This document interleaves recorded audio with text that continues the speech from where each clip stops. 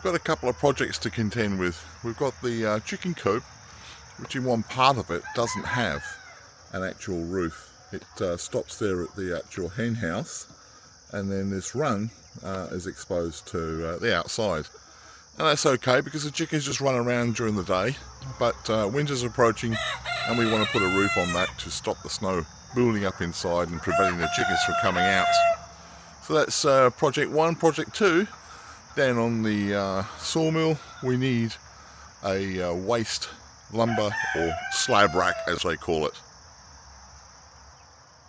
So off to the property, to the sawmill, let's get some 2x4s working.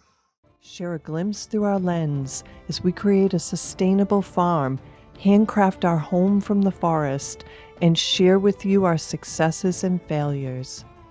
Welcome to the Old North Homestead.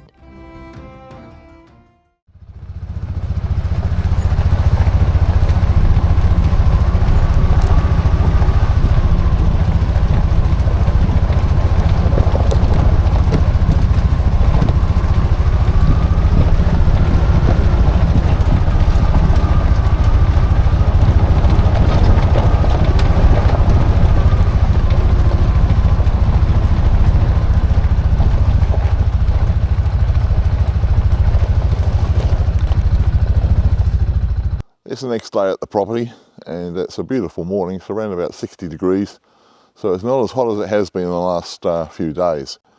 Going to get some work done on the sawmill. And you see in my background here I've got a fair few logs all geared up ready to go. I'm going to have to pull a few off to get to where the main ones are available, probably around about a 12 to 15 inch diameter log. Put it on the sawmill. We're going to make some 2x4s out of that.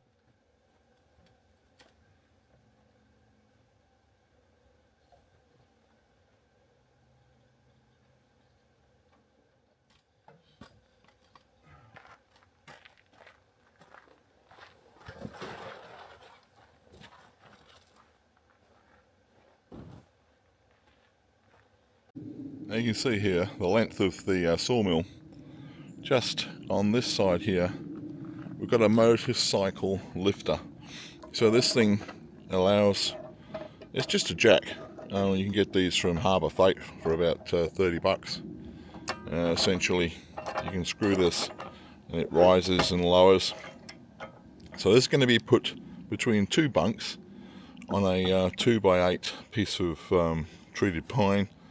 And this is going to be there to lift one end of the log so that we can get the pith of each end running pretty parallel with the sawmill. So I'm going to cut this piece of wood and get it mounted, and we can move it between whichever bunk we want to, depending on how long the actual log is going to be.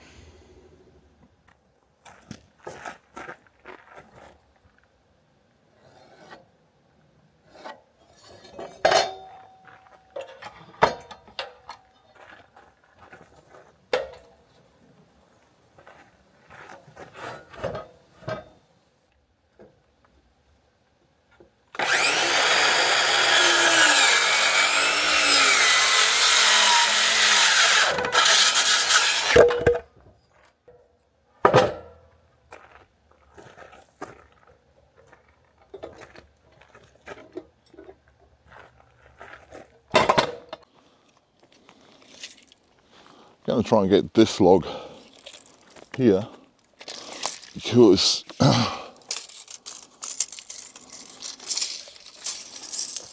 this log's approximately 9 feet. The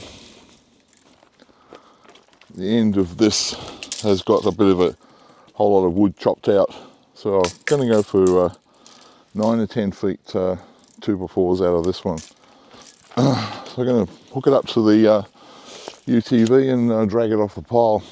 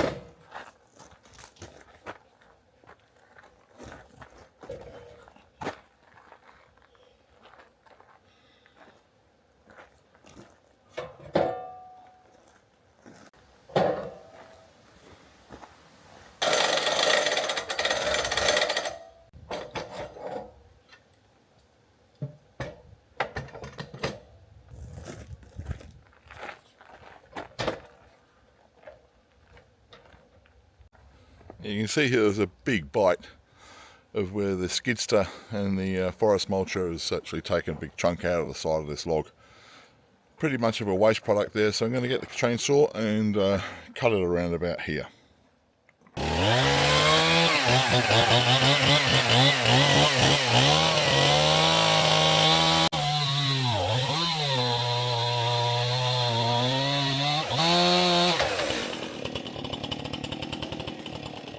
To be honest, this log is not that premium quality at the end of the day. It's a piece of beech, but it's pretty wonky at the end there, as you can see.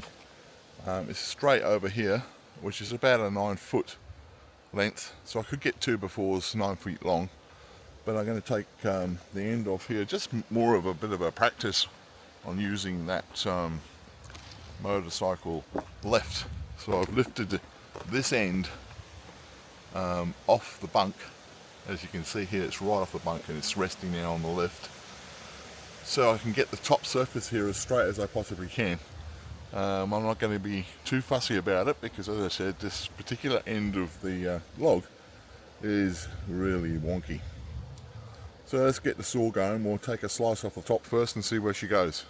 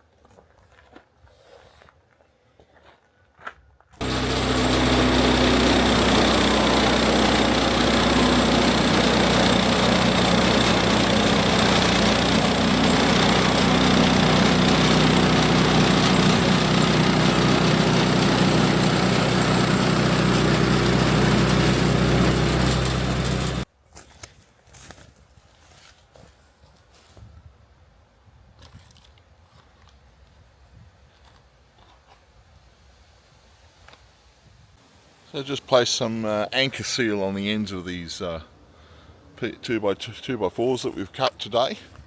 The anchor seal stops the ends of the planks from cracking and checking. Well, I wouldn't say it stopped. It hopefully stops. This wood is pretty well wet. It's got to dry out over a period of time, depending on what we're going to use it for.